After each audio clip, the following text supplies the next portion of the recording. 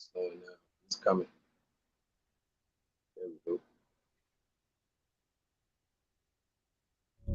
Could Medusa be the personification of plasma energy, or otherwise referred to as the stick man? Could Medusa be the personification of plasma energy, or otherwise referred to as the stick? Could Medusa be the personification of plasma energy, or otherwise referred to as the stick man? The stick man was a giant plasma event that could be seen through ancient carvings throughout every continent in the world.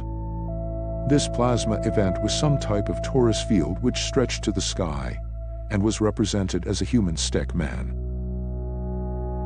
Were all these beautifully detailed statues that clearly look like actual people turned to stone? Were they anticipating a plasma event? Did they know that they were going to be turned to stone and as a result decided to strike a pose? Like the program Troll on Netflix. Very intriguing. Regarding light petrification. Interesting topic to think about.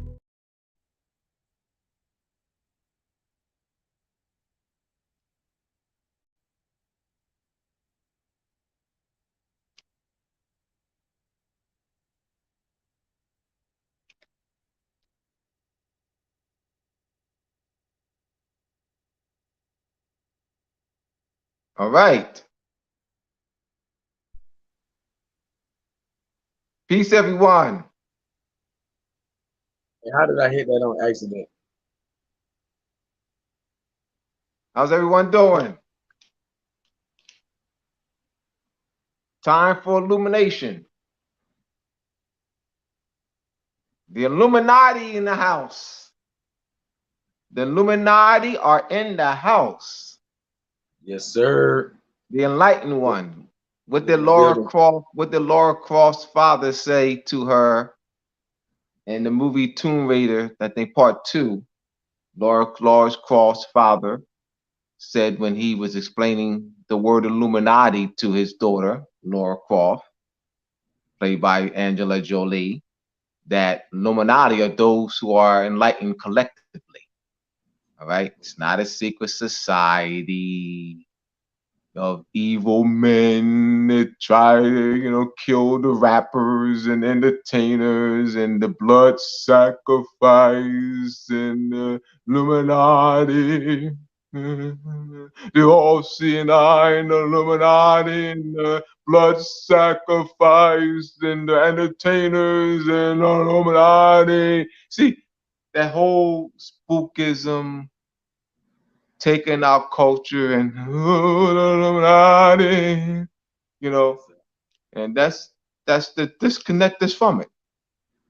That's what that's because once you understand that strategy, what to do and what they're doing, and what I do in my methodology of teaching is to demystify it by going to the origin and explaining the original application and meaning. What did Philip K. Dick say? The basic tool for the manipulation of reality is the manipulation of words. Those who can control the meaning of words control the people who must use them. Let me say that again. Philip K. Dick. The basic tool for the manipulation of reality is the manipulation of words. Those who control the meaning of words control the people who must use them. That is profound. That's really, I want y'all to let that sink in. I want y'all to internalize that. Internalize it. Not just, parrot it. Internalize. And how that has had, how the Europeans reconstructing meanings. Can you say it one more time for the people in the back? Absolutely. I'll say one more again, and then one more again, and then one more again. Yes, sir. Yes. It was deep, very deep. The basic tool for the manipulation of reality is the manipulation of words. Those who control the meaning of words control the people who must use them. Let me say it again. The basic tool for the manipulation of reality is the manipulation of words. Those who control the meaning of words control the people who must use them. That is very profound, and that is how we are being controlled, through the manipulation of words, through the manipulation of words, through the creation or construction of new meanings, thereby suppressing the original meanings. And what holds the original meanings holds the original concepts, philosophy. So embodied in the word is a people's philosophy, their mores, their folkways, their marital practices, their ceremonies, their rituals, their celebrations, their festivals, their holidays, their how they view the world, their knowledge base, whether their advanced society, and what they had words for stars and moons and agriculture, and so you can have a and that is passed down. So the embodied in language is the culture. That's the 4 festivals, holidays, and how a people live, and the ideas are, that norms and mores are that's passed down to generation. The language is a binding tool that is passed down from generation to generation. And the conquerors know this, the conquistadors know this. So they construct new meanings to suppress the culture, to suppress the culture, the knowledge of our astronomy and how we view the world, our advanced knowledge of agriculture and map making and calendar making and navigation, suppressing that so they can maintain, they can continue to control us. I'm going to read, be coming from how her Venus and Moon rule, as well as my Masonic compass and square and the connection to measurement and timekeeping. All right. I wanted to let me set the stage by reading the back cover of the Masonic, how her Venus and Moon rule. This is from the goddess. This is from the great cosmic mother, rediscovering the religion of the earth, Monica Suge and Barbara Moore. All right, and a chapter entitled "Goddess of the Witches and the Great Cosmic Mother, Rediscovering the Religion of the Earth." The morning star, also the evening star, is Venus, which along with the moon was observed with very accurate calculations by ancient astronomers worldwide. To the Aztecs, it was Quetzalcoatl. To the Mayans, Kukulkan. To the Sumerians and the Babylonians, it was Inanna Ishtar. When the quote-unquote Christians encountered astrological observations and texts on Venus and the moon, they saw only devil worship, quote-unquote devil worship. Now I'll break that down. Hence, they destroyed library after library containing ancient wisdom and knowledge, including the Mayan astronomical library at Mani, as well as the Library of Alexandria. Mayan astronomical knowledge was probably the most advanced in the ancient world. In 1552, the Spanish friar Diego de Landa, confronting all these texts containing Mayan intellectual brilliance as well as spiritual data, stated that they contain nothing in which there was not to be seen superstitious and lies of the devil. And so we burned them all. Early Christians' smashing of Dionic cults in the Mediterranean, as well as later church persecutions of witches in Europe, must be seen in this global context. Whenever Christians saw knowledge, herbal, medicinal, astronomical, symbolical, they saw demonism and moved to destroy it. The witch persecutions were not simply aimed at devil worshippers, but an ancient human knowledge of the world. Let me read that again. The witch persecutions were not simply aimed at devil worshippers, in air quotes, but an ancient human knowledge of the world. Now they have Dionic cult. The word Diane, the name Diane, comes from the Sumerian name Inanna. Inanna. So Diane is Inanna. All right? As I said before, they don't create words. Europeans don't create words.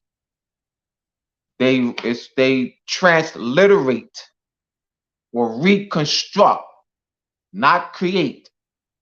Create, don't tie the word create to them. They don't create words. It's called transliteration across the letter, trans across, letter across the letter. So or the reconstruction. So there, let me example of transliteration. Pater, that is the Latin for father. So it's pater, P-A-T-E-R, father in modern English. The P in Latin transliterates to the F in English. The T in Latin transliterates to the TH in modern English. All right, so that's called transliteration, or the word is being reconstructed. All right, from Latin to modern English. Both P and F are labials. Labials means that there's sounds you use your lips to produce those sounds. So P and F are labials. P is non-voice or non-vibration, and F is voice or vibration. Phonics. Voice or vibration. When you produce the sound, you don't have the vibration, but F. So just giving you some linguistic, understanding there. All right. Now let's we're gonna have a doozy tonight. Illumination time, y'all. My Illuminati. Can the Illuminati stand up? Yes, we are indeed Illuminati. Those are of us who are collectively enlightened. And why all of us are Illuminati?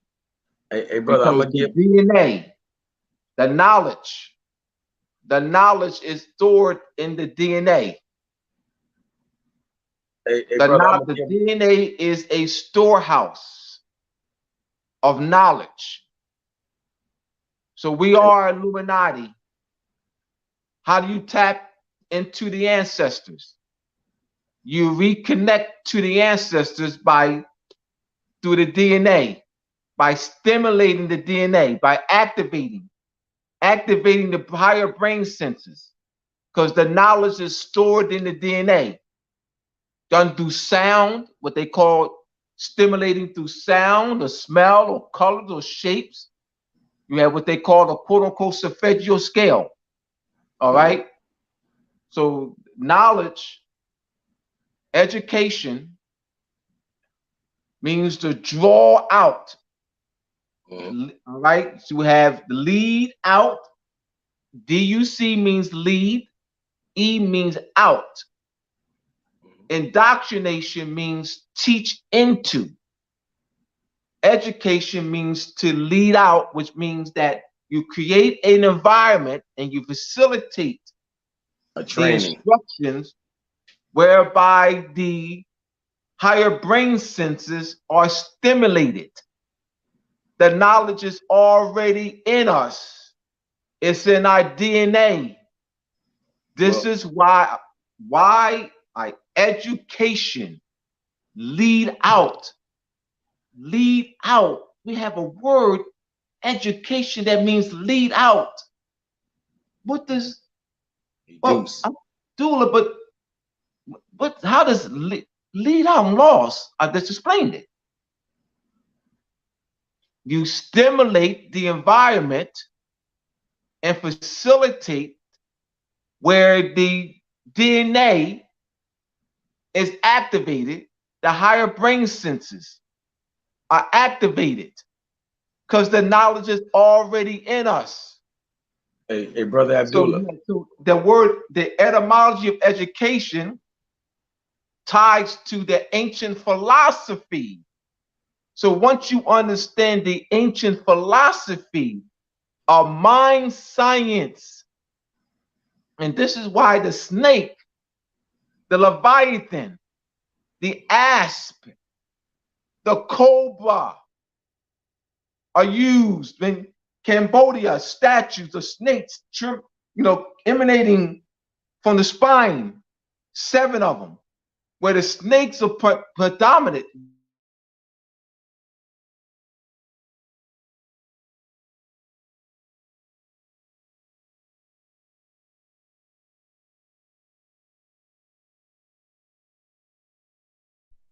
Rebirth, recyclical, snake, the Ouroboros. So the Europeans taking our culture and distorting it.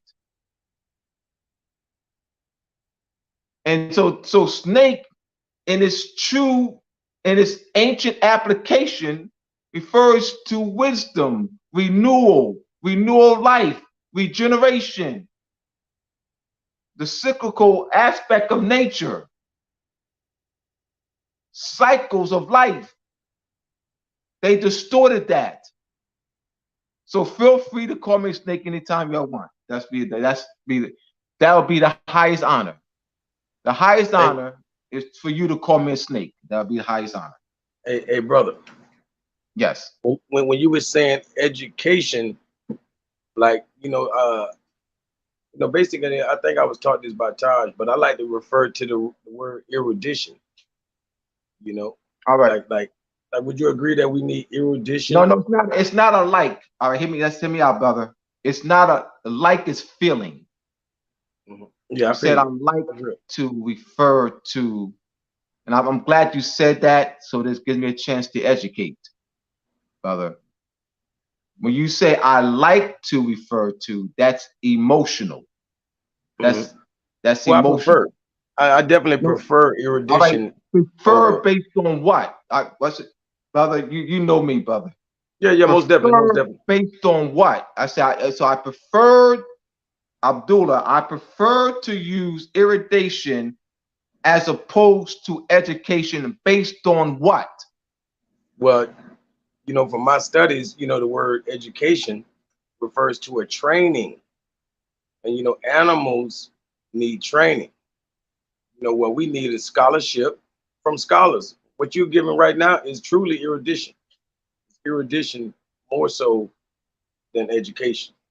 This is scholarship from scholars. All right. The etymology of the word education means to lead out. The etymology of the word. Look it up, everyone. So I do not want anyone to say Abdullah Bey said anything. Go to the dictionary and look up the etymology of the word education. The root word is D-U-C. It means lead. The prefix is E, out or out of. Lead out or out of. That's the etymology of the word education. Abdullah, how did the word education gain the distorted connotative meaning of animal training? I'm glad you asked. Frederick T. Gates and Dewey. Is it Charles Dewey? The Rockefellers funded Charles Dewey and was able to, by that funding, and to Chicago University, sent funding to Chicago University, and Charles Dewey was able to build a psychological laboratory. And through the experimentations with animals, Charles Dewey applied the distorted connotative meaning of animal training to the word education. Now there's a book called the Deliberate Dumb Down of America. Even breaks this down. The Deliberate Dumb Down of America. Somebody, do you hear me? Someone just called me. Can I be heard? You loud and clear. You loud and clear. But I can't hear you though. I gotta go. I gotta go out. I can't hear you. All right. That's a bet.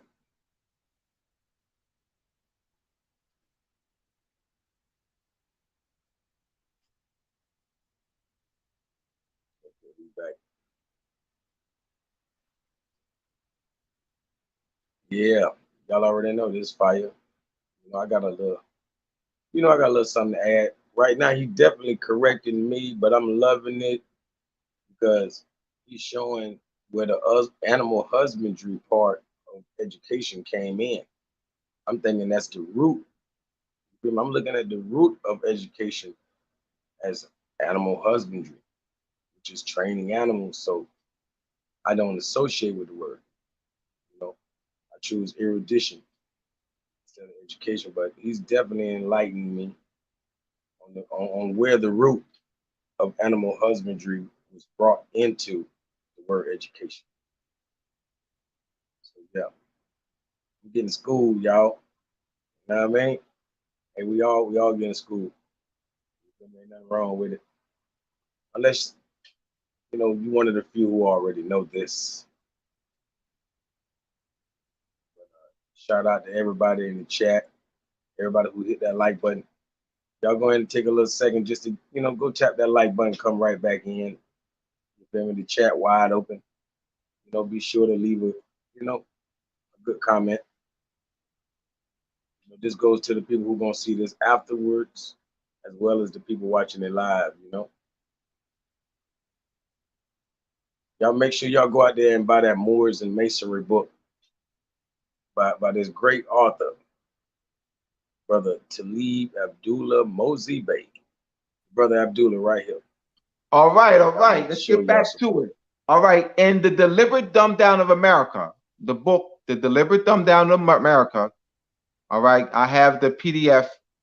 There is a section in there where they give a dictionary reference, the dictionary reference to education, and the dictionary meaning, I forget what dictionary and what year, gives the etymology application of education, referring to leading out, and it talked about the Dewey, Charles Dewey, and the connotative meaning of education, animal training. That's the connotative meaning that came about. All right. What Rockefeller was doing in the General Board of Education, Rockefeller was, he was working to suppress education. You have the Montessori schools, and Mussolini was the first, was the president before he became, premier of Italy, of Montessori school. So you had these Montessori schools flourishing, others, and at that fact, they were in Minnesota. They were challenged. Charles Dewey and Frederick T. Gates was challenged, but of course they're backed by Rockefeller. So the word, the true meaning of education took a back seat to the connotative meaning. You got to understand the politics behind this. How did what is it that the connotative meaning of education was ushered in by Frederick T. Gates and Charles Dewey, funded by the Rockefellers, and suppressing the original meaning of education. It means lead out. It means lead out, not put something in. Education doesn't mean put something in. The etymology of the word, not Abdullah Bey. The etymology of the word has nothing to do with putting anything in. The prefix is E.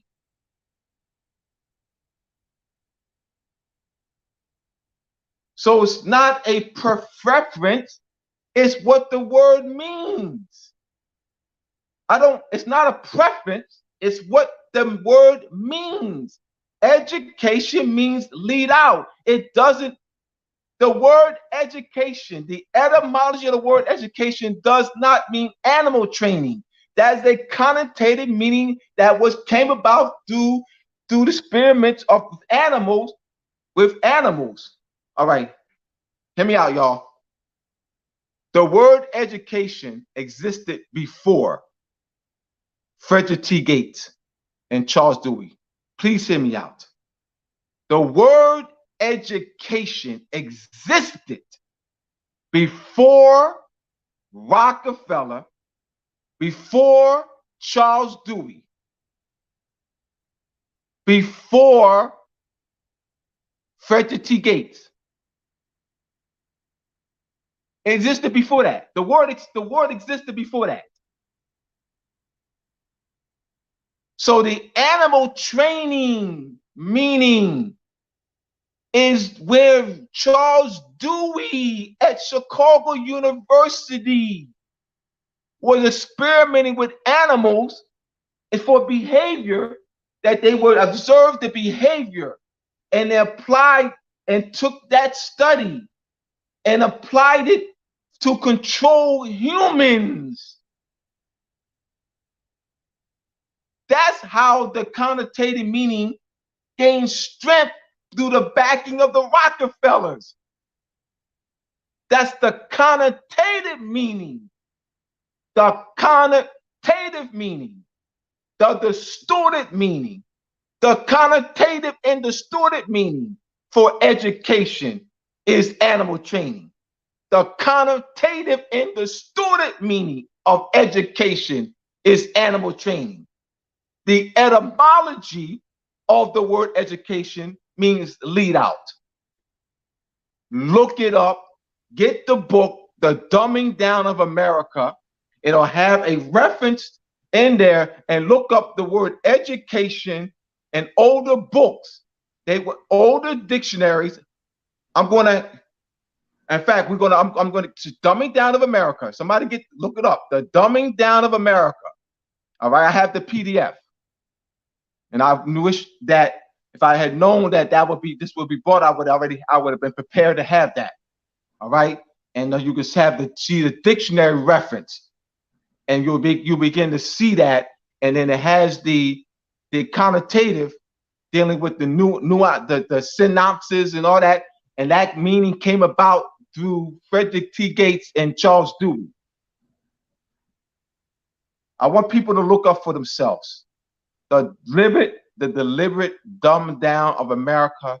Look up the etymology of the word education. I do not want people to say Abdullah said anything. I cannot raise the people up by people saying Abdullah Bey said, Abdullah Bey said, Abdullah Bey said. You're not raised up. It's not raising nobody. Be able to get the references and support it. Get the references and support it.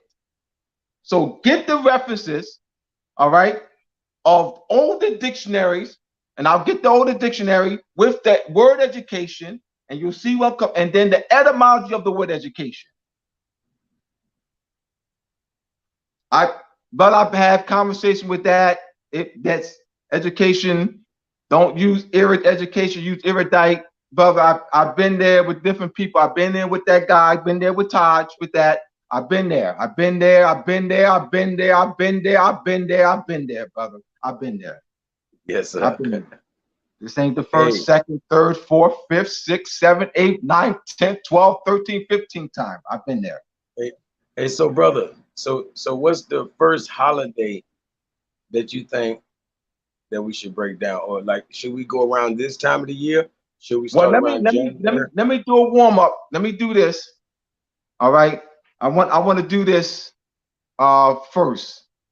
I want to give people, because I want to give people the meaning of this Jesus and the devil. Let me break that down.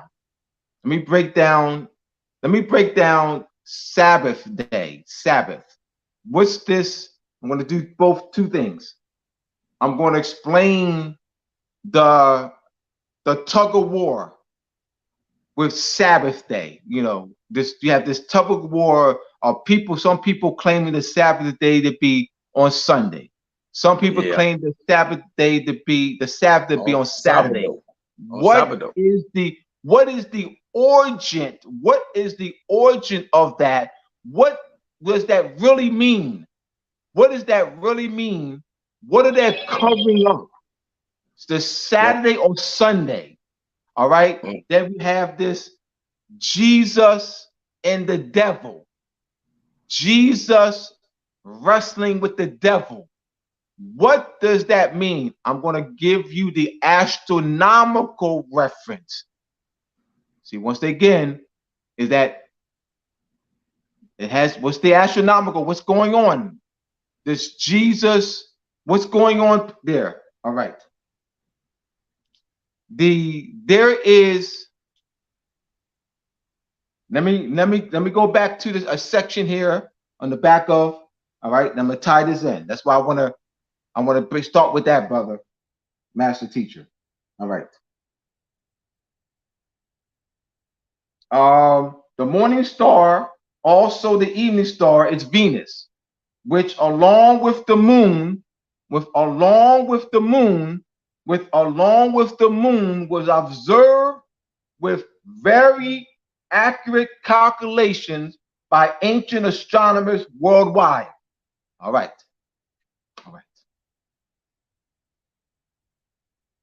The goat is an ancient symbol of fertility. representing the moon? How is it that the goat came to be a symbol of fertility and relating to the moon? Look at the crescent-shaped moon and look at the crescent-shaped horns of goats. Look at the crescent-shaped horns of goat and the crescent-shaped moon. When you do not see the moon during the new moon phase. You do not see the moon during the new moon phase. So the first sighting of the moon is during the first quarter phase. And it's what? A crescent-shaped moon. So Master Teacher and I are walking at night. We're strolling along. And we see a goat with crescent-shaped horns, huge crescent-shaped horns. And we see the first quarter of the moon, the crescent-shaped moon, the first quarter. And we say, oh, look, Master Teacher, look at the moon. Look at the goat. Look at the horns of the goat. Look at the moon. Look at the horns of the goat. You know what, Master Teacher? I think we should use the goat as a symbol of fertility. Let's take the goat back. Let's take the goat home with us. And we're going to use this goat as a symbol of fertility because we see the horns of the goat and we see the horns or the crescent shape of the moon. Oh, all right. There you go. Now, this devil and the moon wrestling the devil and Jesus. Jesus is the actual sun, S-U-N. So Jesus is the sun, the solar calendar. Jesus represents the solar calendar, the sun in the solar calendar. The devil represents the moon and the lunar calendar. Hear me out, my brothers and sisters. Why didn't they suppress or distort the sun? Why is the sun elevated? Anything related to the sun is elevated. Jesus, all right? Anything that's related to the sun is elevated, is honored. We're talking about in modern time. To the moon is what? Demonized, distorted. Ooh. They took the ordinary goat and made it gory looking and called it the devil. They took our ancient symbol of fertility, representing woman, power, fertility, and fecundity, the goat, and distorted it and misrepresented it as the cause of the world's evil. The cause of the world's evil. They took, now, so Jesus, the name, is elevated. That's the sun, the solar calendar. Why distort the lunar calendar? I'll tell you why. Because the lunar calendar and the moon, all right, governs the women's menstrual cycle. The word menstrual, menses means moon. Month means moon. So 28 days. Hear me out, my brothers and sisters. This is for the brothers too. The moon revolves around the earth in 28 days, 13 times. The word menses, menstruation, means moon. The women are a walking calendar, lunar calendar. Women are walking lunar calendars. So the attack is on the women. So a minister should be feminine. No, minister doesn't mean ministration. No, that's a different word. Yeah, I'm just saying it's so connected with that moon that it just seems like no, you know, the word minister, the word minister doesn't mean moon. Yeah. Ministration, menses. Ministration means moon. So every 28 days, what happens with women? Their cycle.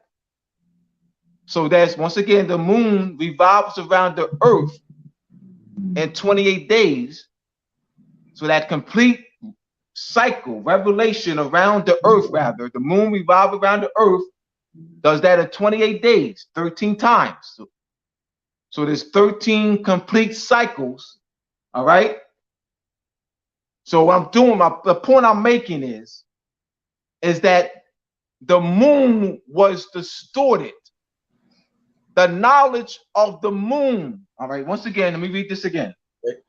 The morning star, also the evening star, is Venus, which along with the moon was observed with very accurate calculations. So the moon, I'm tying the moon in the woman, and why they distorted it, and why they distorted the devil, the goat, and misrepresented the goat as the devil and the cause of the world's evil. And the word sin, anything relating to the moon, was distorted. The word sin is a Sumerian name for the moon. It's not a bad deed. If I hit master teacher in the head, that's not a sin. It's a bad deed. It's assault. It's not a sin. Yeah. We are born in sin. Yes, we're born in sin. Hear me out. We're born in sin. What do you mean, Abdullah? Fertility. All right? The fallopian tubes. The sperm stimulating the egg. The sperm fertilizing the egg. That's sin. That's fertility.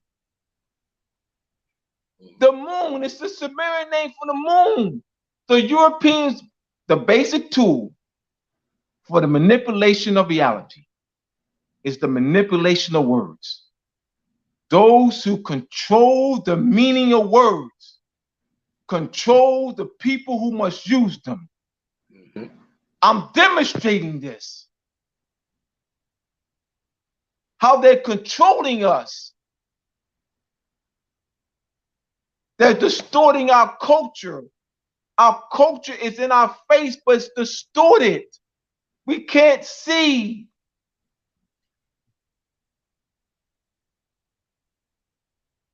Yep. So explaining the devil and Jesus. The devil is the moon in the moon calendar. Jesus is the sun in the solar calendar. All right, let's go to this. Hey, brother, this real battle. Quick. Hey, that? About like the word minister, right? I've always just looked at it for the word men, but literally you have the word many, meaning small, and we know stir means star, S-T-E-R. So is it a mini star or a moon star? What is it? That's not the etymology. That's not the etymology. Minister means messenger. No, that's not the word star is not in minister. The word minister has not, the word minister doesn't mean star. Minister doesn't mean star. There's no, the word star is not in minister.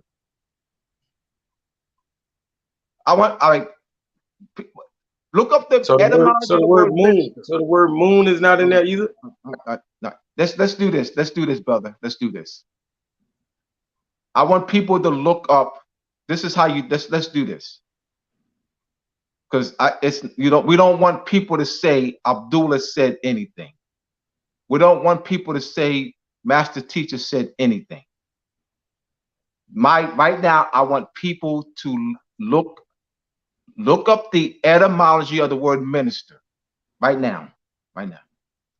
That's right now. Look up the etymology of the word minister. This is the best way to do this.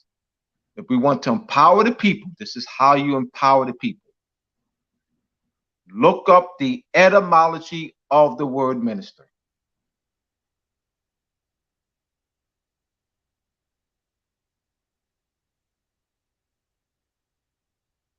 Got to look up the etymology of the word education. Look up the word etymology, the etymology of the word minister. Yeah, it's saying servant. And it's saying, like I said, many or minus. So it's minus. You know, you got the word minus in there. That's the root word. Yeah. No, that's the root word, but it doesn't mean star, though. No. It doesn't mean star. No, let's be clear. It doesn't mean star. That's all right. Yeah. That's the Latin form. That's the Latin. That's the Latin. And the ER is the suffix. The ER is the suffix, and mean referring to agent, one who. ER, AR, UR, OR, IR. Those are suffixes of agent, one who. One who. So the suffix is ER. The root word, you gave the root word. That's Latin. It doesn't mean star. That's the, all right. We want to make it clear. I want people to see for themselves, not Abdullah base anything. It doesn't mean star. Yeah, it don't mean moon. I thought it might have meant moon. It means That's what. mountains. That's why we want, brother. This is why we want people to look it up for themselves. We want them to look up. We have to empower the people. They have to be able to use the tools, look the word up, the etymology. So we no longer are thinking anything. We are knowing. We are rising to epistemological reasoning. Epistemology is a branch in philosophy of how one knows knowledge. We don't think anything. Don't think anything. Know it. Look it up. Research it. Yeah. Don't guess. Don't cook it up. Look it up. Don't cook it up. Look it up. Don't think it up. Look it up. Don't think it. Know it. Don't think so brother, know it. But you know, we do know that the word stir means star. That's why, you know, it would have been easy to. No. Once again, brother. Once again, the suffix is ER. ER is the suffix. It refers to agent, one who.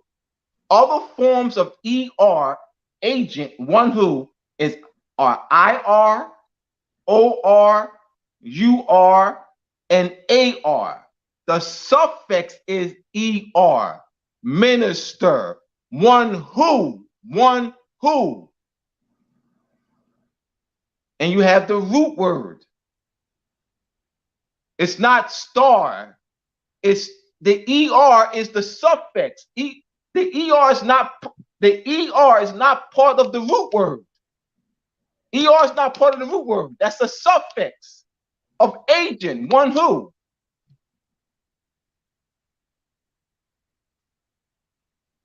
Teacher. Well, is the root word, the suffix, one who teaches. Player, ER. That's the suffix. Yeah, it's not part of the ER is not part of the root word. All right? You're right. This is, I want people to know it, not guess it, not it's not because Abdullah said anything. All right, I just want to clear those. I want to clear that up. You know, I want cleared up so that we can raise the people up. All right, so the Sabbath day. Why this battle over whether the Sabbath day is on a Sunday or whether it is on a Saturday? What does Abdullah, Saturday and Sunday, what does that mean? Why is that so prominent? And who cares, Abdullah? All right. So Sunday refers to the sun, and Saturday refers to the planet Saturn. And Saturn is tied to Satan. All right. So let me tie this in now. Let me tie this in. So now you have this Saturn, the Most High. Saturn is referred to as the Most High because it is the outermost inner planet that can be seen with the naked eye. Saturday, the Most High, because it's the outermost inner planet that can be seen with the naked eye. So you have those who wore the white robes. That's the sun cults. They wore the white robes. Those who wear the black robes, Satan or Saturn. Saturn or Satan, all right, those who wore the black robes. So you have the sun, solar calendar, and you have Saturn, all right?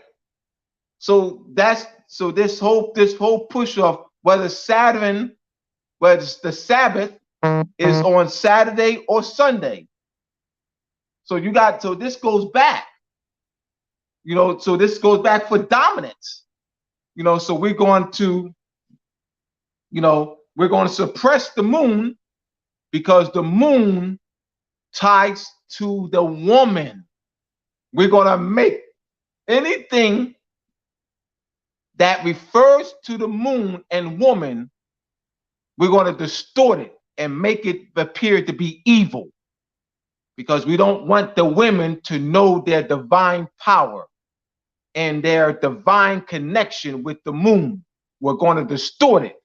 We're going to distort the number 13. We're going to tell them that the number 13 is unlucky.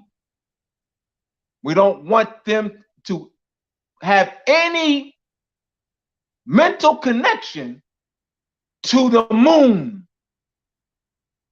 Because what? The moon governs them, empowers them, and they having a knowledge, a conscious knowledge of their divine connection to the moon. We don't want that. So we're going to distort the etymology of the word sin, the number 13. We're going to distort the devil, the goat, and misrepresent it as the devil and the cause of the world's evil. Anything that relates to the moon, well, we'll elevate the sun. We'll elevate the sun. The solar calendar, Jesus is the actual sun. So Jesus is the sun and the solar calendar. All right. So I wanted to start with that because it's important that we, to address these distortions. Now we have here there is, why are people afraid of the satanic? Let's look at that. I ain't done. Let's look at that. Why are people? This is in the Our Venus and Moon Rule. This is page 37. Why are people afraid of the satanic temple? Temples 9. Why are the people afraid of the satanic temple's 9 feet tall statue? 9 feet? Is that a coincidence? 9 feet, 9 months in the moon? So anything that relates to fertility, fecundity, woman, birth, they distorted 9 feet. All right. So now you have the goat slash Baphomet and the crescent-shaped horns. Ooh, this is a statue. So anything that relating to the horns, that's the movie Maleficent. Maleficent. That's the main character's name. The main character's name is Maleficent. What does mal mean? Bad. The word mal means bad or wrong. She had what? She has what? She has what? The main character, whose name is Maleficent, has what? Horns. Why isn't she called Beneficent? Why is she called Magnificent? See? Anything with horns, they distorted it. Because the horns tied to the goat. And that's used as an ancient symbol of fertility, fecundity, power. We got to, meaning that we can't move forward as a people if we don't clear up these misconceptions. We can't. All right. This will continue the division. This will continue the division, the distortion of our culture. This is major.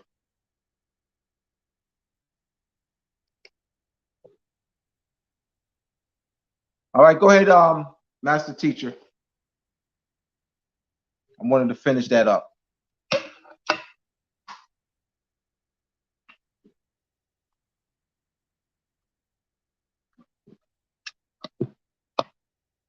All right, I'll continue.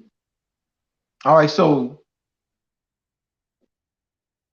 we're looking at the etymology of the holidays. So I'm going to look at some words before I jump at that. We have the word consideration. Consideration. Yeah, my mic moving slow. Oh no. No problem. The word consideration means to observe the stars carefully. We have the word disaster. The word is dis, which means away. Aster is the Greek word for star. So a disaster is where when the stars are not in alignment. Then you have the word desire.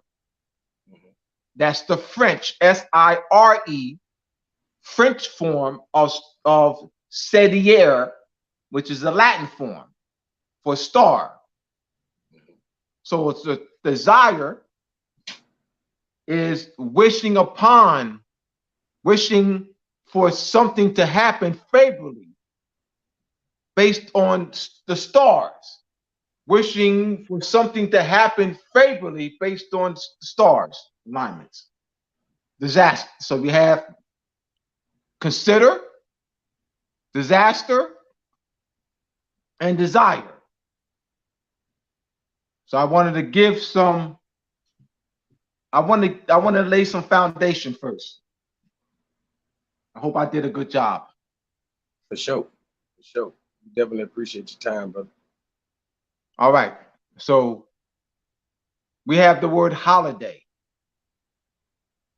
coming from the Greek, and you have the Indo-European root, hegleg. He burns. So holy book, Biblios Helios Tech, the sun book. So holidays relating to sun. There's some aspect of the sun that's involved, as well as stars. So let's look at this.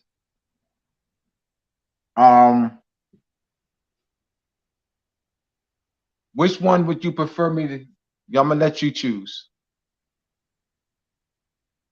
I mean, like, Holiday, you want to do it? as far as Groundhog what time Day, of the year. I mean, we can Groundhog start Day. right Or with you want to look at the solstice. You want me to break down the solstice, the solstices. I mean, you can start off with this time of the year and just spin it around. Well, this time of the year, we just had July 4th just passed, and the solstice, the summer solstice passed. So let me start with the solstices then. All right, because I'm gonna do the summer solstice and winter solstice together. All right. Now, to understand the explanation of the solstices, one should look up the sunrise and sunset charts. Sunrise and sunset charts. So, because that's what happens astronomically, with the solstices. All right, you have the summer solstice and the winter solstice. Those our ancestors charted the solstitial points thousands of years ago. And those are 2 points where the sun's the extension of the sun's the boundaries or the outer limits of the sun's apparent motion. That's the outer limits of the sun's apparent motion. All right, the extreme northerly point, which is the highest point of elevation, which is the summer solstice, and the lowest point of declination is the winter solstice. All right. Now, why is this knowledge important? It's important because you're charting, you're measuring, you're charting the seasons. You're for timekeeping and measurement. For timekeeping and measurement, knowledge to knowing when to plant, knowing when to harvest. All right. So when you have the summer solstice, the sun is at its June 21st in this northern hemisphere. All right. In the northern hemisphere, the summer while it's summer here, while it's summer here, it is winter. It is winter in the southern hemisphere, below the equator. So while it's summer here, so that's 6 months apart, 6 months difference. So it's not summer everywhere in the world.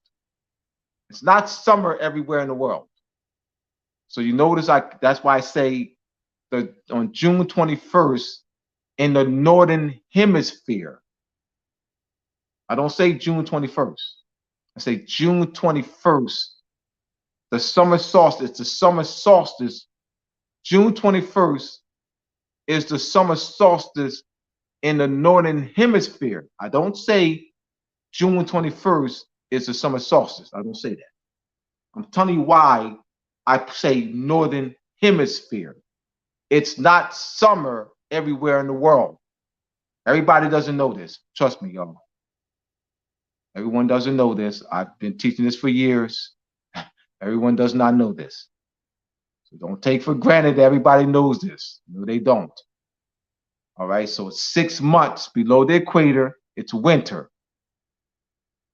That's why I say northern hemisphere. That is where the sun is at its highest point of elevation. So what is occurring as far as the days are concerned? So since the sun has reached its highest point of elevation, it's out of it's more it's extreme northerly direction. Then it has to what? Stop. The apparent motion of the sun stops. Solstice. Sun, sol in Latin, stis, stand. All right. So it's the standing or stopping of the sun's parent's motion, and so now it begins. The sun is so you have June 21st, 22nd, and 24th. All right. So because it's making a transition now. And so it'll be going south now. So now the days will begin to get shorter. So you calculate looking at the sunrise and sunset chart. You'll see, calculate every 7 days. There's going to be a 10 to 12-minute decrease in the day. So the days are incrementally every 10 to 12, every 7 days, there's a 10 to 12-minute decrease. All right. That's all throughout July, all throughout August, August, all throughout September, October, November, December, till you get to December 23rd or 24th. Around December, looking at the sunrise, not Abdullah Bey. Don't listen to Abdullah Bey. Do not listen to Abdullah Bey. Go to the sunrise, sunset chart, not Abdullah Bey. The sunrise, sunset chart to verify what Abdullah Bey is saying. Abdullah Bey instructed us to Google the sunrise and sunset chart to verify what he's saying. Abdullah Bey said, all right, and looking at the sunrise and sunset chart, there is a 10 to 12-minute every 7 days. There's after June 24th, there is a 10 to 12-minute decrease in the day. That's what Abdullah Bey said. I went to the sunrise and sunset chart for myself, and I observed that Abdullah Bey is correct. Then you have to say Abdullah Bey said. You can say Abdullah Bey, instructed us to go sunrise chart, and he said such and such, and I verified what he said to be true. All right. So all right. So I also verified what Abdullah Bey said to be true, that around December 24th, 23rd, and 24th, you'll see what? You begin to see an increase in the day. An increase. You see, all right, decrease, so minus, until you get to around December 24th, 23rd, and 24th. Somebody said right, hey, because they went to the sunrise and sunset chart. December 24th, 23rd, or 24th, you'll see a plus about 40-something seconds, 50-something seconds. Here we go. December 25th is Jesus's birthday. That begins a new cycle. December 21st begins a new cycle, y'all. Hear me out. Listen to me. Look it for yourself. December, listen, the sunrise sunset charts. Look it up. Look it up. Remember, then it's beginning a new cycle now. Remember, it's decreasing. All right, decreasing, and then you see what? Now you see an increase. Isn't that a new cycle? Isn't that a new cycle? That's a new cycle. That's what? The rebirth of the sun. That is a new cycle. That is a rebirth. So now, from December 23rd to 24th, calculate every 7 days, there'll be a 10 to 12-minute increase in the day. 10 to 12 minutes. So that why is December 25th known as Jesus's birthday? You now know why. You now understand astronomically by looking at the sunrise sunset chart. Not Abdullah Bey said anything. You can verify what Abdullah Bey said by looking at the sunrise sunset chart. That is a new day. That is a new cycle. because the days begin to get longer on December 23rd or 24th.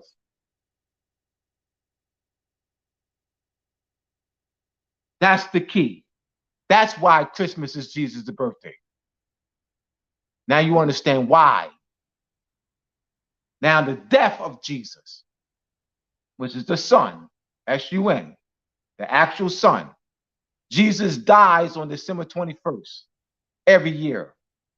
That's the winter solstice. We talked about the summer solstice, the highest point of elevation. The winter solstice is the lowest point of the sun's declination. Its furthest southerly point,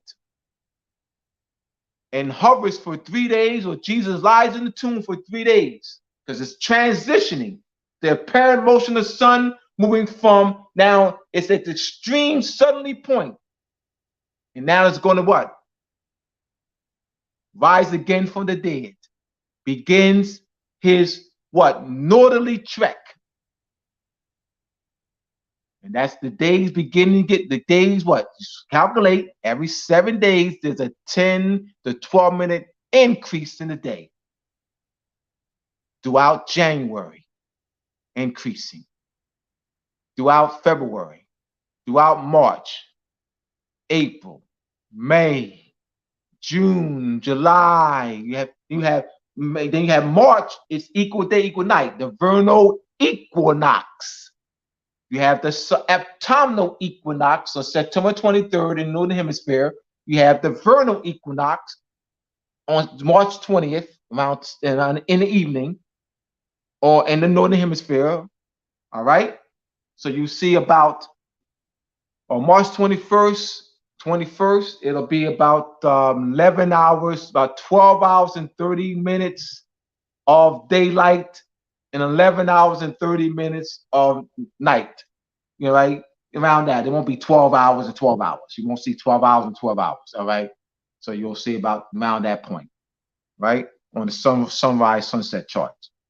Just understanding the concepts of the solstitial points and the equinoctial points. The equinoctial points, the equinoxes are the points where the sun crosses the equator. The sun crossed the equator at the vernal equinox, March 20th, leaving the Tropic of Capricorn and enters the Tropic of Cancer. The sun crosses the point at the autumnal equinox, leaving the Tropic of Cancer, entering the Tropic of Capricorn. These concepts are very, very, very important. So now you see, understand these stories, that they're not a bunch of hogwash. They're not out of thin air. And they're ancient and were not developed by the Europeans. They developed squidly. They plagiarized. They stole.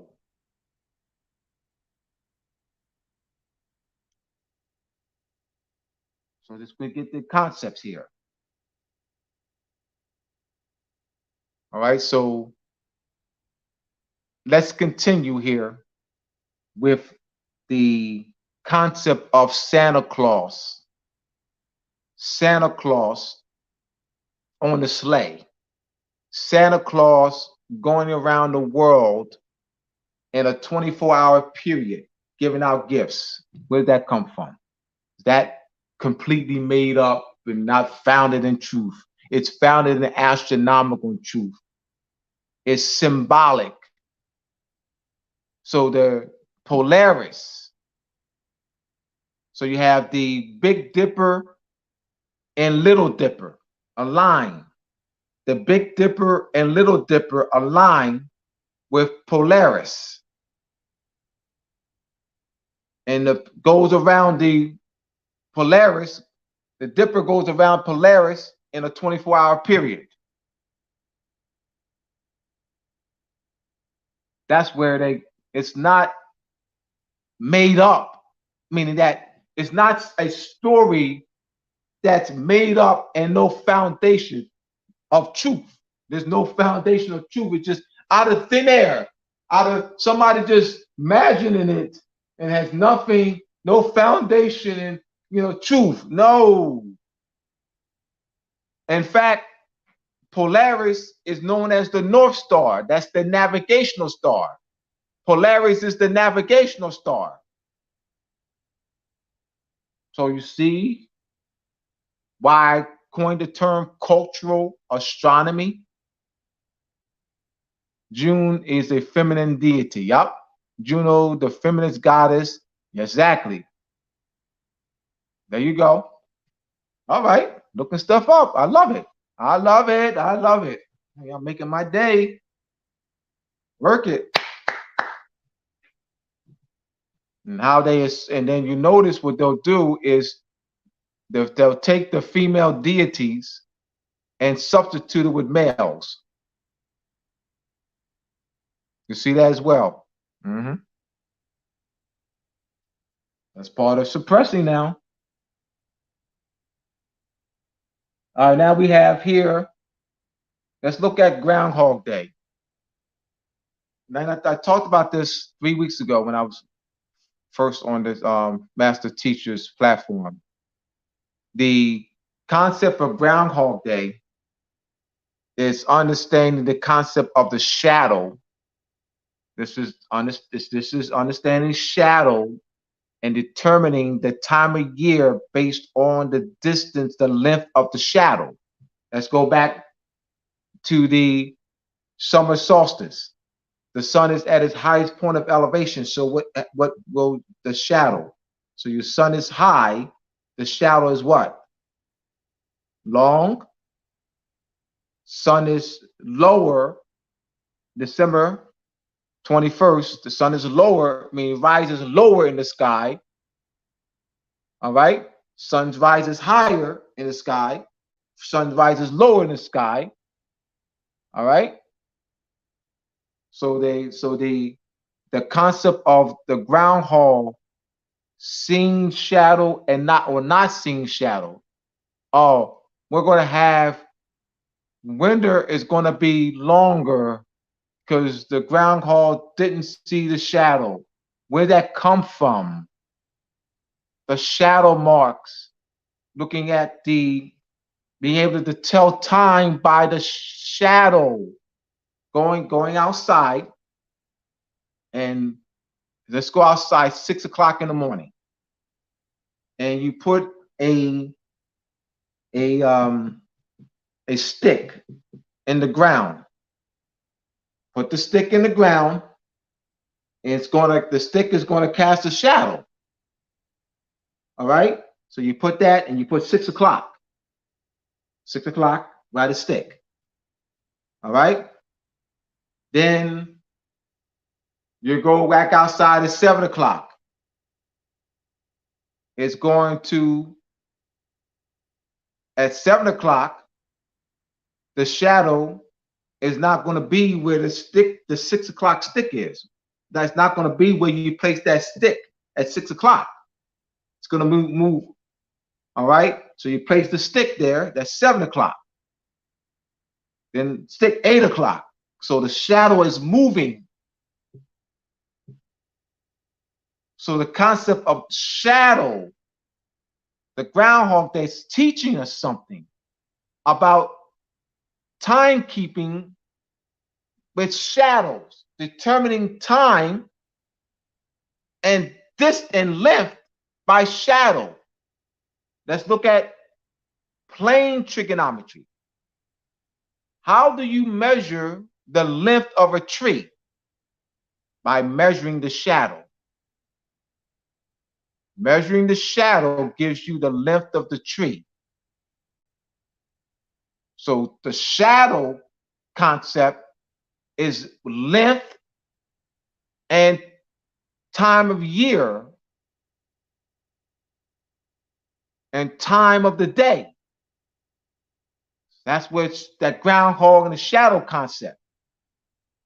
So once again, it's not some stupid, idiotic, made up, don't have no foundation in truth, silly BS. No, it's not. We didn't have this knowledge.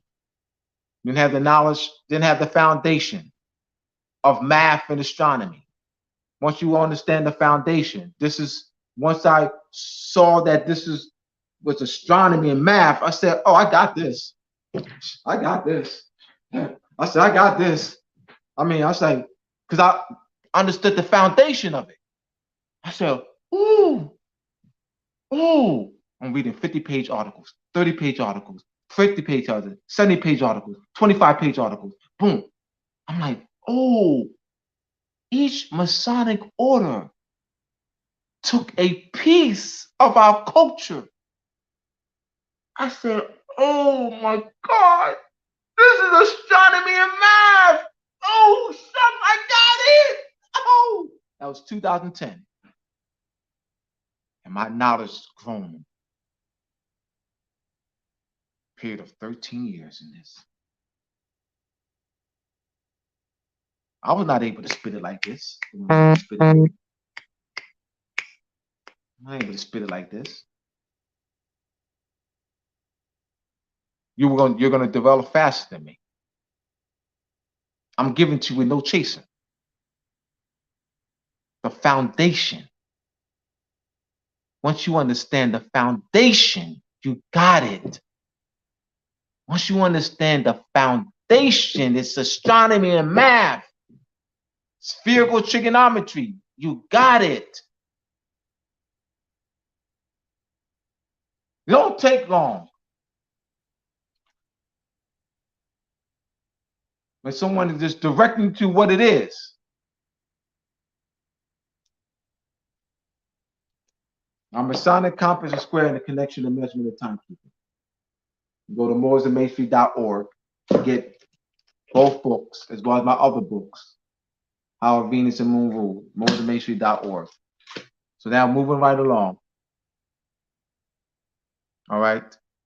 Now, Palm Sunday, or the palm trees. What is palm trees? Strength. The relationship of palm trees, strength of the sun. Once again, December 25th, 23rd or 5th, 4th, the sun increases. There'll be a 40-something to 50-something minute seconds increase in the day.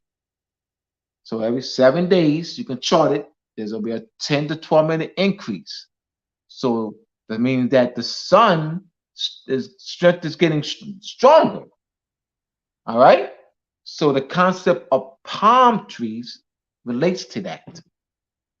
Not some out of thin air. They just decided. Absolutely not.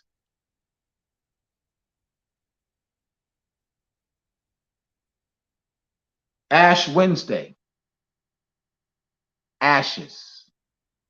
Agni. The accounts, and where are the ashes placed? Right above the pineal gland. Ashes are placed on or above, depending who does it, on or above the pineal gland. And they ain't placed over here. They don't place the ashes over here. They place it right above the pineal gland. Wednesday.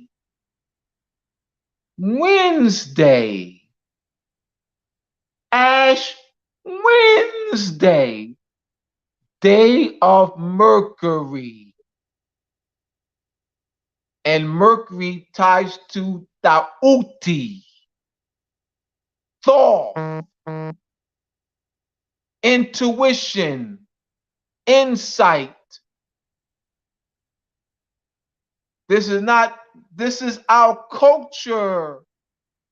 These are ancient ceremonies that they stole from us.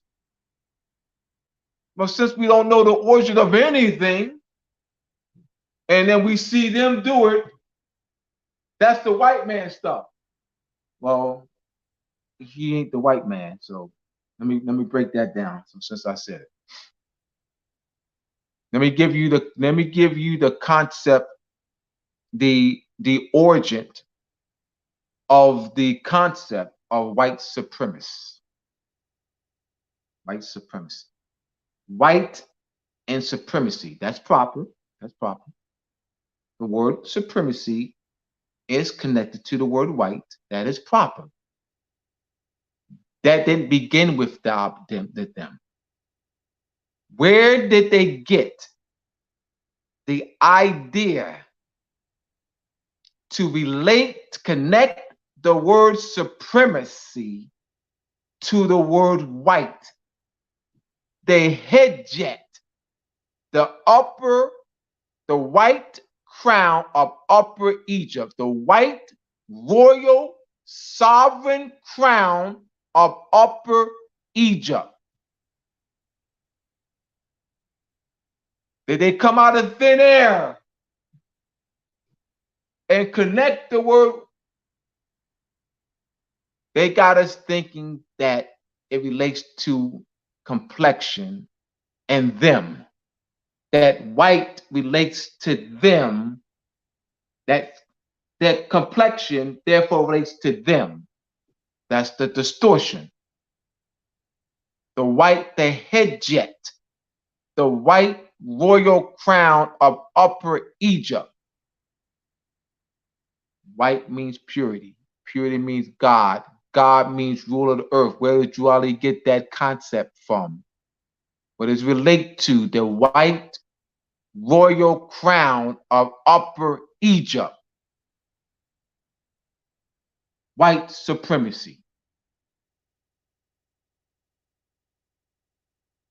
All right, the basic tool for the manipulation of reality is the manipulation of words. Those who control the meaning of words control the people who must use them. That's exactly what they do. Like, we're at their mercy. They got our children in the schools. They have free reign of our children. They jabbed our children up. Got them in, my brothers and sisters, man, we got to get our act together. We have to get our act together. We're fighting each other. I'm talking about conscious Moors.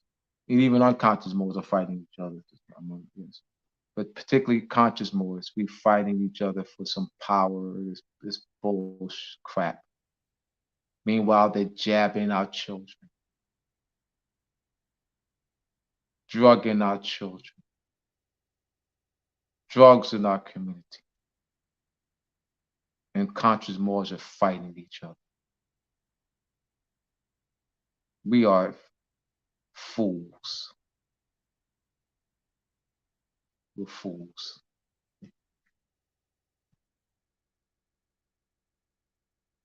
I mean, we're fighting who has the biggest stick. I mean, I don't care anything about that. Yeah, urinating contest. What's that? I know what you mean. It's a urinating contest. Yeah, it's a urinating contest. It is. Thank you for that. Yes. Yes. All right, moving right along. All right, so we have. So I talked about Palm Sunday, Ash Wednesday.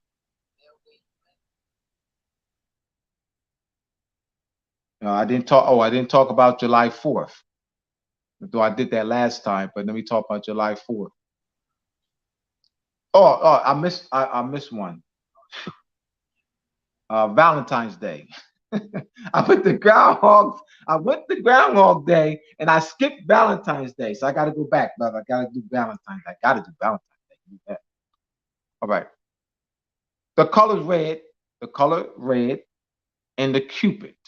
Where'd that come from? What does that mean? Red and the Cupid with bow and arrow. What does that relate to?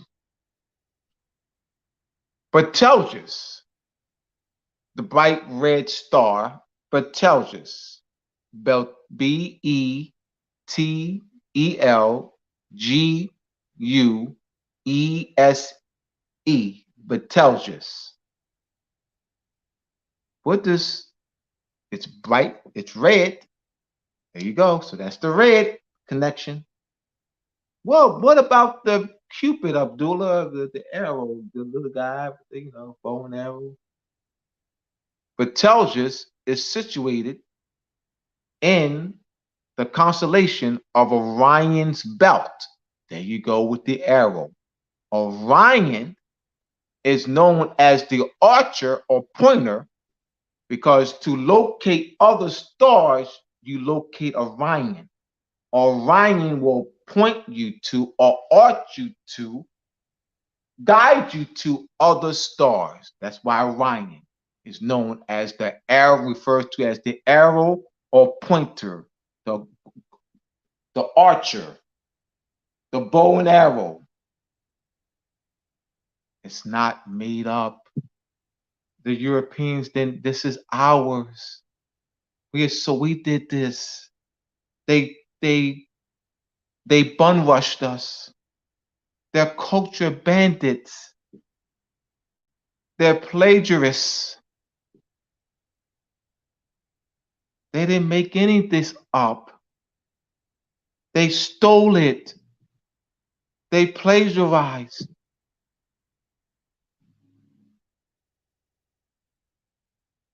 So that's the concept of Orion's of Valentine's Day. So let's look at making some good time too. Let's look at the July 4th. And I'm going to go back to Boaz and Jachin with the summer solstice and winter solstice before I go into July 4th. I'm going to talk about, before I go into July 4th, I want to talk about St. John's Day. St. John's Day is to celebrate it by Masonry throughout the world on June 24th, which is actually, that's actually celebrating the summer solstice. Now, the brothers don't know that. Summer solstice in the northern hemisphere is June 21st. All right. It hovers, it's at extreme northern point, hovers for 3 days. June 24th is celebrated as St. John's Day, where they have what's called they have the top hat and, tuxedo and the gloves and stuff, and they have on a tripod, this keystone. This is the ceremony, and they lowering the keystone in the northeast. The northeast. The summer solstice sun rises in the northeast. William Penn, the statue of William Penn in Philadelphia, City Hall, top of City Hall building in Philadelphia. William Penn faces northeast. So the summer solstice sun shines on his face. It sets on his back. Behind him is northwest. Face northeast. It's an observatory. So that summer solstice, so St. John's Day, this the cornerstone. Here's my brothers and sisters, brothers who are Masons in the lodge. The cornerstone is set in the northeast because the summer solstice sun rises in the northeast. The two pillars are Boaz and Jachin. Those are the markers of the winter solstice and summer solstice. The point within the circle with the parallel lines, the two parallel lines are the markers of the winter solstice and summer solstice. The point within the circle, right? So we have the point within the circle. Once again, you have go outside and you place your stick. Yeah, and cast a shadow. 6 o'clock, 7 o'clock, 8 o'clock, 9 o'clock, 10 o'clock, 11, casts a shadow. So that's that point within the circle. So this, our brothers are paying all these dues. I know because they want to belong to something. You know, I understand. They want to belong to something. They do it for, you know, to for you know, you know, so they can, you know, make connections, the network. You know, it's a lot of it's done to network, and I understand that. I mean, you know, of course, you want to be able to network with people, you know, and so that you can get a better job or a better position or connection, make connections. There's nothing wrong with that, you know, right? And you know, because then you when you go to the conventions, you meet brothers from all over the world, all over the country, and you go to national conventions. I understand that, all right? But they're not being fed though. They're not being fed. They their view of masonry is simply order, simply order. Then the knowledge base they don't have like that. Most of them don't have that knowledge. This knowledge base that I have that I'm giving you. Mm-mm. So we have July 4th, which is the helical rising of Sirius. The helical rising of Sirius, you have the inundation or flooding of the Nile River. The cross or tau is an Egyptian diameter, and the tau is placed within a shaft with winding staircase and notches on it. Inundation, famine, and meticulous records are kept. When the Nile River floods, the mud, black soot, which is high in nutrients, rises to the top and is used as fertilizer for the Nile Valley.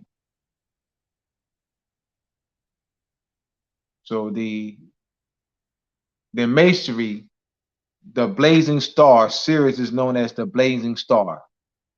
In Albert Pike's book, Albert Pike drops it in Moral and Dogma. Now a lot of brothers who do get that book, but you know, they get it, and like they don't really see the jewels in it. They don't see the jewels. They don't see what I'm like, oh shucks, because Albert Pike, he directly says, you know, writes that, you know, the cross, you know, the cross, even going back to Egypt and Chaldean, Babylonian, he breaks, oh man, Albert Pike breaks it in, gives it up in that book, More on Dogma. That is an Egyptian diameter. And he gives it up. And you know, brothers have the book, but you know, of course, you know what I mean, like over their head type thing. Because it's not, the reason why it's over their head, because they don't have the proper orientation of masonry. It's like it's order. You know what I mean? It's just an order, you know, to this not, they don't see astronomy. They don't see spherical trigonometry. They don't see measurement and timekeeping.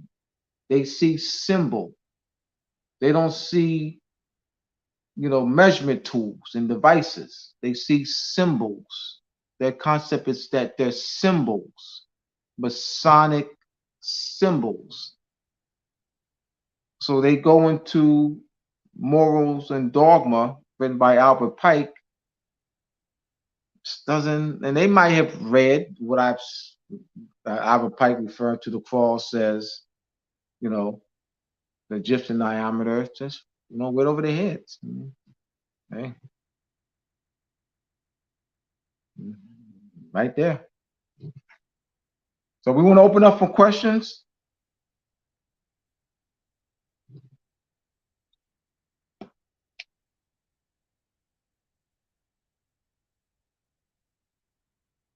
Master teacher.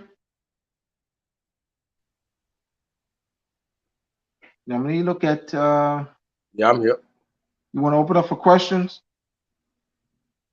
Yeah, 1 second. Make sure. Type your questions in, my brothers and sisters. That's for We sure. got some difficulties ahead. And all I want to do, type your questions in, type your questions in.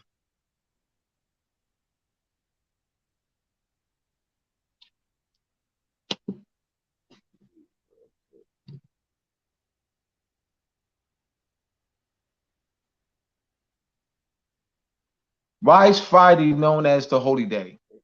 And Why is somebody asked. Friday? That I'm gonna say somebody asked, would you repeat the phrase about the manipulation of words again? yes, So that's been the theme all night.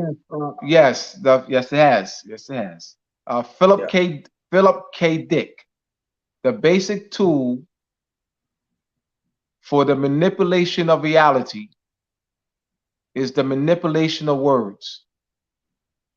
Those who control the meaning of words control the people who must use them.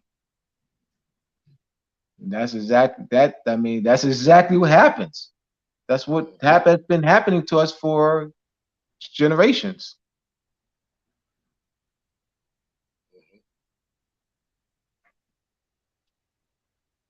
Let me give you like why is Friday known as the holy day? Fria, Fri plus day. Fri is shortened for Freya, Freya, Freyga, Frigga, which is the Old Norse goddess of fertility, and which is the planet Venus. In Latin, I gave this 3 weeks ago, Viene Dies. Viernes Dies in Spanish, day of Venus. So Freya is the day of Venus. That's the Old Norse goddess of fertility, Venus. Now, let's go back to this. The morning star, also the evening star, is Venus, which along with the moon was observed with very accurate calculations by ancient astronomers worldwide. You have Easter. Venus is Easter. Easter is between mid-March and mid-April. It is the heliacal rising of Venus. The heliacal rising of Venus brings about the raining season. You have the Mayan calendar. The Germans stole the Mayan calendar, the codex, and they called it the Dresden Codex. And they placed it in the Dresden Museum, in the German museum in Dresden, Germany. So they called it the Dresden. See, once again, they stole us, take our stuff, and they put their name on it. Dresden Codex. So that's a Mayan calendar. And the meticulous, so you have that Mayan calendar. So there's 260 days. So Venus is also Lucifer. Like Luke means light, fur means bearer. It's phosphorus in Greek, Lucifer in Latin. I'm going to relate to why Lucifer and phosphorus and torchbearer. There's 260 days where Venus rises before the sun. So Venus is known as the bright and morning star. So Venus can be seen before sunrise. There's a 52-day transitional period where Venus rises after sunset. So 260 days where Venus is known as the bright and evening star. So 260 days where you can see Venus before sunrise, 260 days where you see Venus after sunset. So that's why Venus is known as Lucifer, Phosphorus, or the torchbearer. Again, they take our culture. They're just saying Lucifer, and they don't took it out. In fact, there are Bible references in the King James version. All right, there are Bible references to Lucifer. Look, I want some people to look up the word Lucifer and the Bible reference. Google Bible references for Lucifer. Bible references for Lucifer. I have it in my Venus book.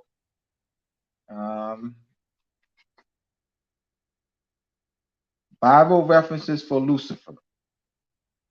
And they'll let you know that refers to Venus. I'm gonna make sure I'm right on that.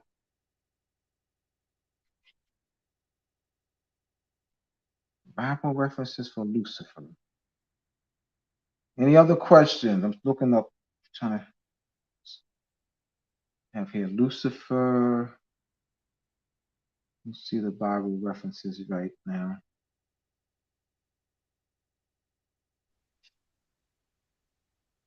Go to the table of content. Yeah, the brother on code 24/7 asked, English, since English derives from Latin and Greek, where does Latin derive from? All right. You have what's called the family of language chart, and a lot of Greek words were transliterated to Latin, as well as Arabic words. Arabic words were transliterated to Latin. So you have Greek words transliterated to Latin, i.e., you'll see hell,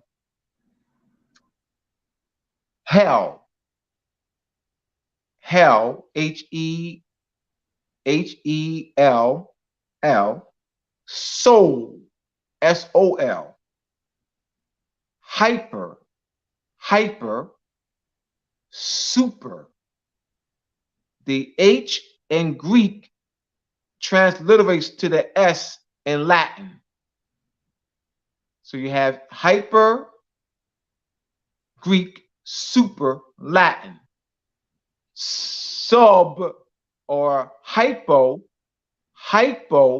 Greek, and sub Latin. Hyper, hypo,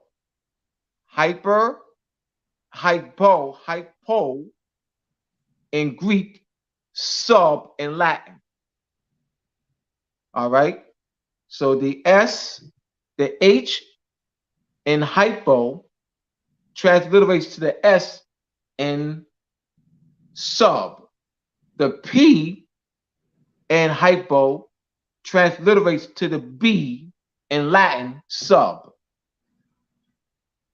So you see that in a lot of words there from Greek to Latin. So you have that from Greek to Latin, also from Arabic to Latin. But the letter P is the transliteration. The letter B is the predecessor, and the letter P is coming, way after, like the J, the Y, and the J. No. I'm saying it's the word hypo. Like hyper, and hypo. Mm-hmm. Right? Hypo. It's sub in Latin. It's sub in Latin. I'm talking about from Latin. I'm talking about from Greek to Latin. From Greek to Latin. We're talking about transliterating from Greek to Latin.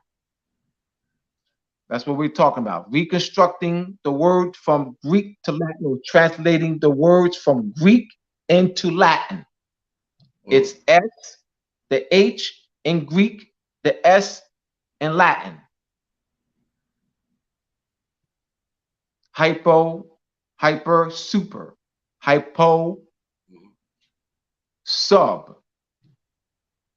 Hypertension.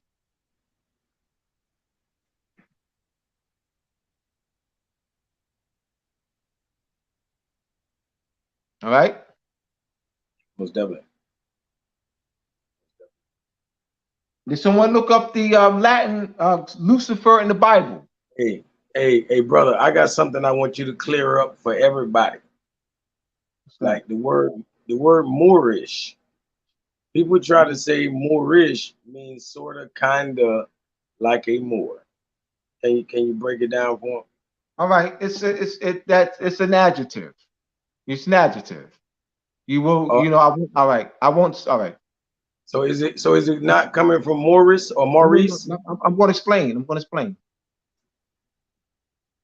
I wouldn't say you are Moorish. When I say you are Moor, I would say Moorish fez, Moorish architecture, Hmm.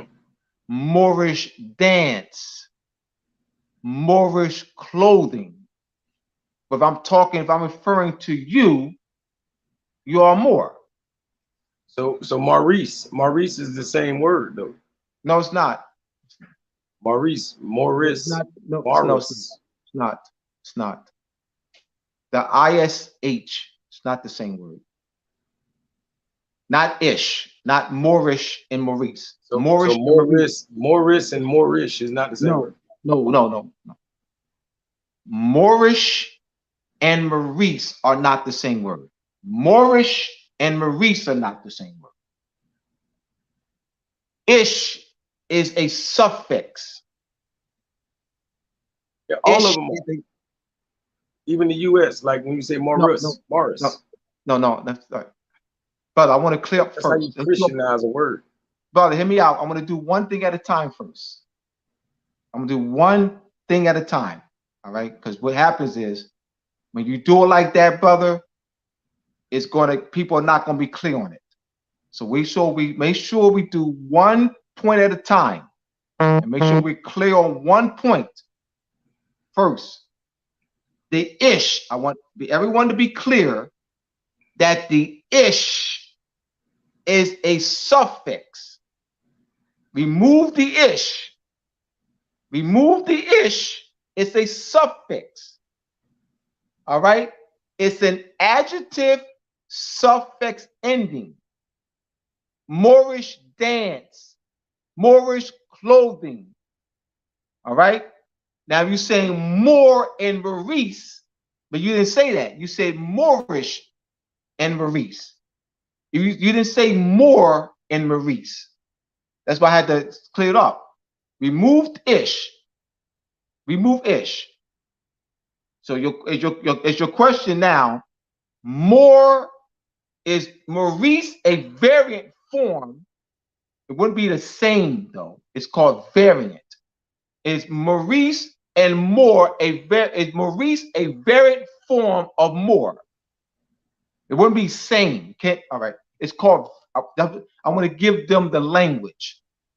It's called variant. VARIANT. Variant form. I mean, it Same. varies. It's the same word. No. Hear me out, brother. It varies. No, hear me out. Let me give you an example of same. This is an example of same, y'all. MOOR. MOOR, that's same. Let me do this again. MOOR on the left side, on the right side, MOOR, that's the same. You use the word same. Same means no difference. It means no difference. MOOR,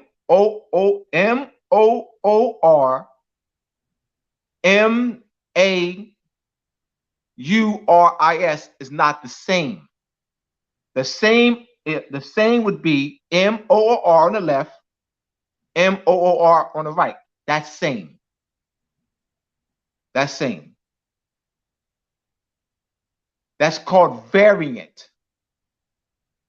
Yeah, Variant. but that's no different than MAUR, No. MOOR, MOHR. All of those are variants. We're talking All of about the those are word variants. same. We're talking about the word But they're the same. same. Same. All right. Once again. I'm not talking about identical, like by the site or anything. No, I'm you just said saying, like, same. You use the word same. I'm teaching here. This is not just for you. This is not just for you.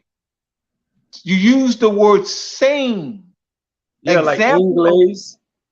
like English and English, same. It's not the same. I don't want people to be confused. No, Like, I brother, think that's no, kind of brother, confusing. no, I'm not That's kind of confusing confusing. anyone, brother. No, Brother, it's I am not, confusing. brother.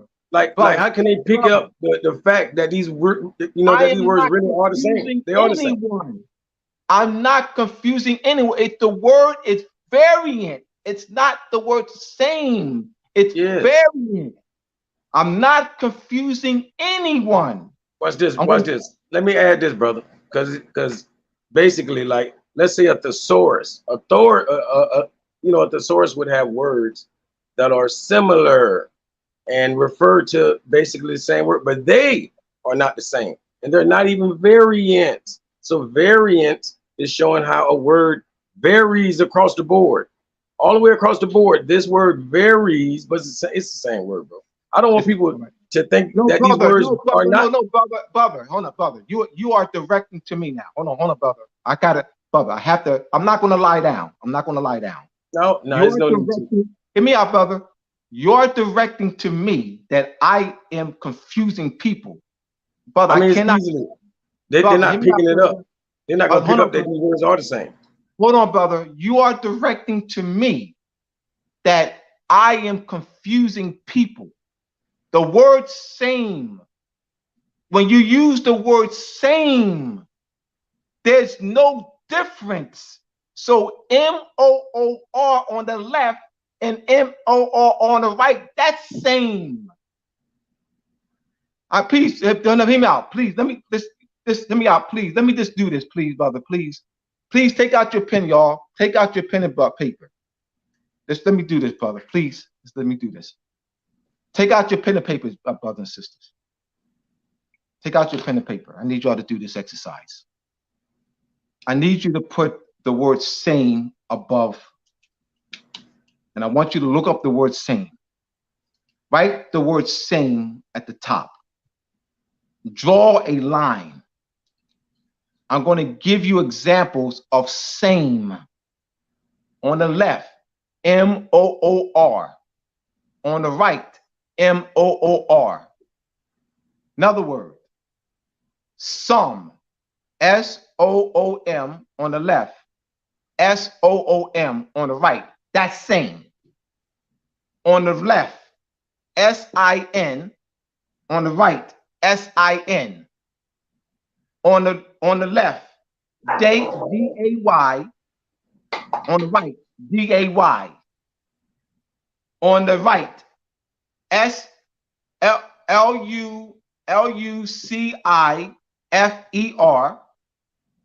LUCIFER. I gave you 5 examples, and you have the word same at the top. That's same. That's same. When you have all right,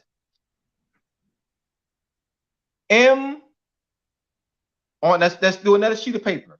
Another sheet of paper. Put different, or put variant form. Variant form. We're going to put variant form. All right, so we have on the right, on the left, MOOR. On the, all right, variant form. On the right, MORI.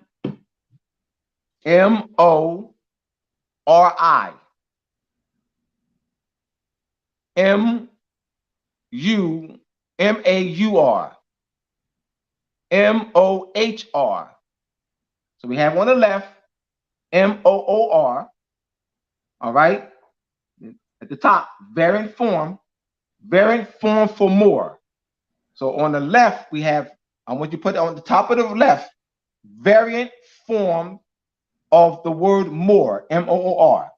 So we have more on the left, MOOR, and at on the right side, of the upper right, a variant formed of the word more, MORI, MOHRMAURICE MORI.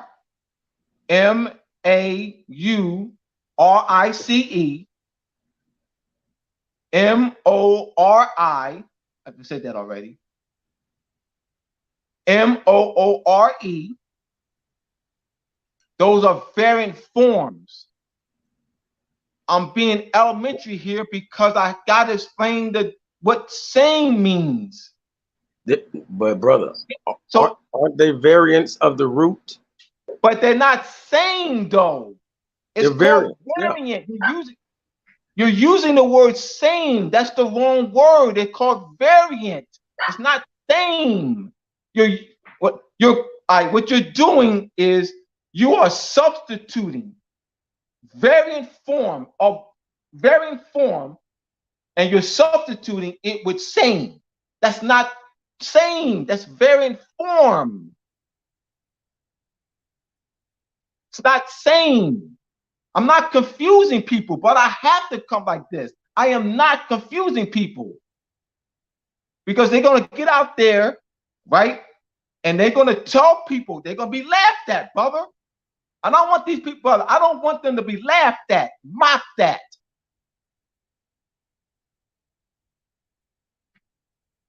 It's not the same. MOOR, MORI are not the same. MOOR, MOHR are not the same. They're variant form. They're not the same though. Same means no difference. That's all. I didn't want to lead with this, and then people, confused and and they can't sleep in. No. So and that's why I gave the elementary lesson. So that these are examples of same. Hey, so brother, what about when words are phonetically the same, exact same, identical, the same? What about when they are phonetically the same? Brother, all right, once again, brother. MOOR and MAURSE are not the same. Yeah, we got that. I'm talking about phonetics now. All right, that's sorry. So you clear on that? Are you clear on that first before we move on? I mean, I got you, but I still see little wrinkles that I'm trying to point out. But I'm not arguing with you. No, hear me out, brother. Please, brother. Please don't say you got me. Please don't say you had, brother. Please, master teacher. Don't say you got me then. Don't say you got me. Say, Abdullah, I don't have you. When you say, no, I fully got what you're saying, but you haven't listened to me at all. You haven't listened to me at all. But brother, you said you got me, which means, all right. That means I understand. All right, but then you say there's some little wrinkles then. That means you don't have me. I'm sticking to the root. I'm sticking to the root. Brother, that means you don't have me. You don't got me then. Because I'm sticking with the root. Brother, I'm talking about the word same. I know they're not the same, brother. I know they're not the same. I'm telling you, the root word is though. There's nowhere the root word is identical. Brother, that was not in question. That was not the point. That was not the point though. I mean, that's the only reason I think what I'm saying. That's the only reason I ever said that. Master teacher, that was not the point you raised. That was not the point you raised. I know. I said they were the same. I said they were the same. I didn't get to go into it. Brother, I only get 2 seconds. Master teacher, you said that MOOR and MAURIS are the same. I said Morris and Moorish and Morris. They're not the same. Yeah, Maurice. They're all the same. They're not the same. I know they're not all just Latin or all just Greek. I know they're from different cultures. Same though. That's where the confusion comes in when you're using the word same. I want to move because on, they all fall under the same definition, but they are variants of the same word. Yeah. That's different. I hear y'all. See what he said? See what he said? He said they're variant of the same root. They're variant. See, he used the word variant. You didn't do that before. You said same. Yeah, I want to just make more sense now. I got you. No, but that's what I'm saying. I'm not, brother. I was not confusing people. Really, actually, you were. You No, because were they don't know confusing that I'm people. saying that is the roots. The roots But are you said all the same same across the board. though. You said same. Yeah, I didn't get to explain myself.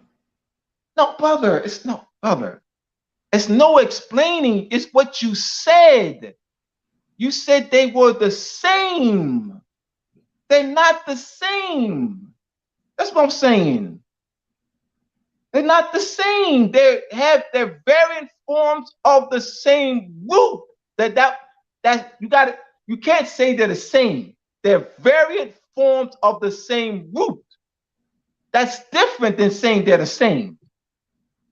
That's what I'm saying, brother. Because I'm doing this for the audience too. Because brother, I'm telling you, if I didn't do this, master teacher, I've been doing this for 30 years, brother. If I did not harp on this like this, brother, I'm telling you, they will take that misconcept. They will take that misconcept, bro. Brother, I'm telling you right now, brother, when you bring a misconcept and you don't clear that up, they will take it and run with it. I don't want people to run with any misconcept. It's too much of that. It's variant form of the same root. They have to say it like that. They can't say it's the same. That's where I'm coming from. We're talking linguistics. It's known as the variant form of the same root. It's not known as the same. Oh, gotcha. Brother, I'm telling you right now, if you don't clear that, we didn't clear this up, I'm telling you, they will go out there. It's the same. It's the same. It's the same. Brother, I got 30 years, brother, thousands of people. I'm telling you, it's too much misconception out here, and there's more movement, bro. You brought me on to clear up misconception, and I'm doing my job. It's a swing your sword, brother. I'm doing my job.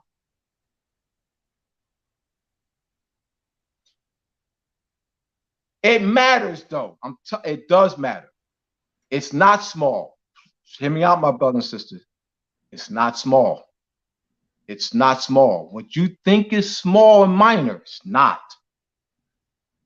Because some things, what you think is small and minor, that's how things, you keep letting, it's not small and minor.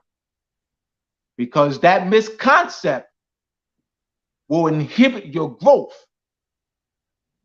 and development in the study of in language studies. That's why. I've been studying too long, and many misconcepts inhibit people's growth and development. That's why I spent time making sure we were going back and forth. We had to, bro. So brother, when we see a word like Maurice, is the ICE the suffix? I haven't seen that suffix, but the main form is M-A-U-R. M-A-U-R. Yeah, M-A-U-R would be the main form. Absolutely. M-A-U my form, but I have to look at I'm trying to see other words that have I-C-E. It's I-C-E. It's I-C-E. But the main form is M-A-R-U. M-A-R-U is the main form. That would be, I have to look at language. So I have to, let me back. I'm gonna have to see the language, that I-C-E, and what language did it come from, traveled from. I'll figure it out. I know like when we see a word like Maurus, M-A-U-R-U-S, the U-S is how they Christianize words. You know, that's why you'll see Mark and then you see Marcus. You know, Jonas, like all of these, when you put the U.S. on words, this is how they Christianize words. That's a misconcept, Christianized words. Hear me out. That's a misconcept. I know what they say. I know what the Europeans say. Anglicized? What do you mean? Oh, all right. Yeah. All right. That's different. See? Yeah. That's different. You said Christianized. And then you changed it, said anglicized. See that? See? That's what I'm saying, brother. Misconcepts inhibit people growth and development, brother. I'm telling you, bro. Proper concepts and proper instructions advance people. Misconcepts inhibit people growth and misconcepts, bro.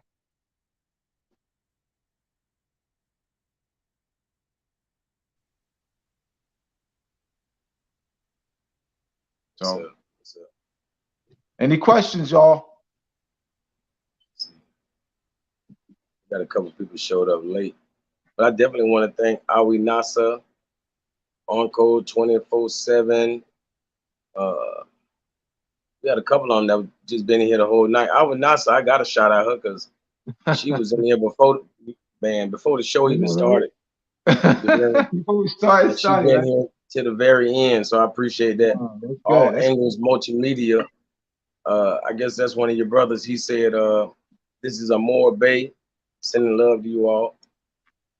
You know, he had more. Paris the Moore, McKinley Cougar.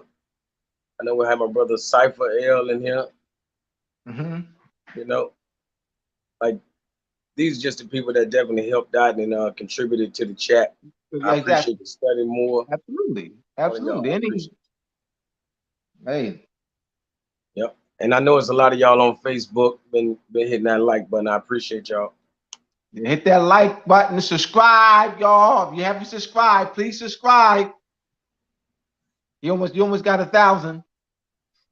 You been hit that subscribe button. Sure. All right, so we cleared up some points here. I think we had a good show. Yes, sir. Most definitely. I think it was. Bro, you such a wordsmith that I'm critical of myself, man. I'm highly critical of myself. So you're a wordsmith, man. Hey, if I had a contract that needed to be looked over, I wanted you to look. I would want you to look it over. You feel me? Because ain't not a word in that contract is gonna get bypassed, and I like that. You know what I mean? All right. So once again, to get my Venus book, How Venus and Moon Rule, and Masonic Compass and Square, and the Connection of Measurement and Timekeeping, Moors and Main Street Part 1, Moors and Main Street Part 2, How Her Venus and Moon Rule, Etymology Vocabulary, go to moorsandmasonry.org. Go to moorsandmasonry.org. Also, go to the Moroccan Post Media YouTube page for our free classes, Moorish Treaty Protection and Constellations, and the Moorish Body Politic Formation and Constitutional Governmental Principle classes. They're free. Go to the Moroccan Post Media YouTube page. Also, go there and subscribe if you haven't also already done so, and like those videos and share them. They're free. Moorish Treaty Protection and Constellations, and Moorish Body Politic Formation and Constitutional Governmental Principles.